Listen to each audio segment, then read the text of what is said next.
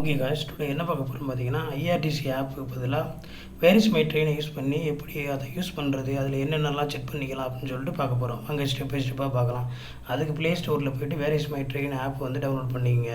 அதில் வந்து எங்கேருந்து எங்கே வந்து நீங்கள் வந்து பயணம் பண்ண போகிறீங்க அப்படின்னு செலக்ட் பண்ணிவிட்டு ஃபைண்ட் மை ட்ரெயின்ஸ் அப்படின்னு சொல்லி கொடுத்தீங்கன்னா, அதில் நீங்கள் அந்த டைம் போனதுக்கப்புறம் பின்னாடி பேலன்ஸ் எவ்வளோ ட்ரெயின் இருக்குது அப்படின்னு சொல்லி காமிக்கும். அதில் ஒரு ட்ரெயினை செலக்ட் பண்ணிங்க.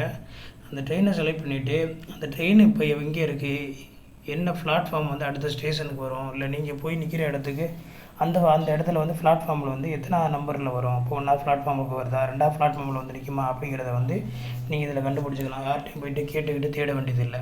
அதுக்கப்புறம் இந்த சீட்டுங்கிற ஒரு லோகோ மேலே இருக்குது பார்த்துருப்பீங்க. அதை பார்த்தீங்கன்னா கிளிக் பண்ணிங்கன்னா அன்ரிசர்வேஷன் பெட்டி வந்து அந்த ட்ரெயினில் வந்து எத்தனை நம்பர் இருக்குது, முன்னாடி 2 பெட்டியா பின்னாடி 2 பெட்டியா, அது எங்கே இருக்குது அப்படின்னு அதை கண்டுபிடிச்சிக்கலாம். சீட்டு வந்து எப்படியெல்லாம் இருக்குது ட்ரெயினில் அப்படிங்கிறத அதை வச்சு கண்டுபிடிச்சிக்கலாம். அடுத்து பார்த்தீங்கன்னா ஜிபிஎஸ் கேட்கும், நீங்கள் உள்ள ட்ரெயினுக்குள்ளே இருக்கீங்களா அப்படின்னு அதை கனெக்ட் பண்ணி விட்டிங்கன்னா, லிங்க் பண்ணி விட்டிங்கன்னா கரெக்டாக ட்ரெயின் எங்கே போயிட்டுருக்கோ அந்த இடத்த உங்களுக்கு காமிக்கும் கரெக்டாக. யார்ட்டையும் போய் கேட்க முடியல. அதுக்கப்புறம் பார்த்தீங்கன்னா அலாரம் செட்டு இருக்குது. நீங்கள் தூங்க போகிறீங்க, உங்களை எழுப்பிட யாரும் இல்லை அப்படின்னா இதில் ஒரு 10 நிமிஷத்துக்கு முன்னாடியே அலாரம் செட் பண்ணுற மாதிரி இதில் அலாரம் செட் பண்ணிக்கலாம் அந்த ஆப்ஷனில். இது ஒரு நல்ல ஒரு ஆப்ஷன் இது. அடுத்து பார்த்தீங்கன்னா இன்னும் நிறைய ஆப்ஷன் இருக்குது. இது வந்து ஐஆர்டிசியில் கூட நீங்கள் ட்ரெயின் டிக்கெட் புக் பண்ணுறது கொஞ்சம் லேட் ஆகும். இதில் வந்து ஈஸியாக புக் பண்ணிக்கலாம். இதில் பார்த்தீங்கன்னா பிஎன்ஆர் ஸ்டேட்டஸ் இருக்குது. அதில் வந்து ஆல்ரெடி நீங்கள் டிக்கெட் புக் பண்ணியிருக்கீங்க அப்படின்னா அந்த நம்பரை கொடுத்து அது என்ன ஸ்டேட்டஸில் இருக்குதுன்னு பார்த்துக்கலாம்.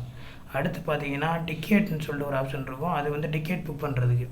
அதை நான் எக்ஸாம்பிளுக்கு ஒரு 2 மாதம் 3 மாதம் தள்ளி போய் எப்படி புக் பண்ணுறதுன்னு காமிக்கிறேன். அந்த டேட்டை வந்து செலக்ட் பண்ணிவிட்டு அந்த டேட்டில் எவ்வளோ அவைலபிலிட்டி இருக்குது அப்படின்னு சொல்லிட்டு பார்க்கலாம். பார்த்துட்டு அதை கிளிக் பண்ணால் அந்த இது ஓப்பன் ஆகும். பாருங்கள், நான் ஒரு டேட்டு கொடுத்துட்டு அதை ஓப்பன் பண்ணுறேன். ஓப்பன் பண்ணதுக்கப்புறம் இது போய்ட்டு ஒரு கன்ஃபார்ம் டிக்கெட் அப்படின்னு சொல்லிட்டு உள்ள ஒரு ஓப்பன் ஆகும். அதுக்குள்ளேருந்து ஒரு லிங்க் மாதிரி. இதில் பார்த்தீங்கன்னா அந்த க்ரீன் கலரில் இருக்கிறதெல்லாம் அவைலபிள் சீட்டு.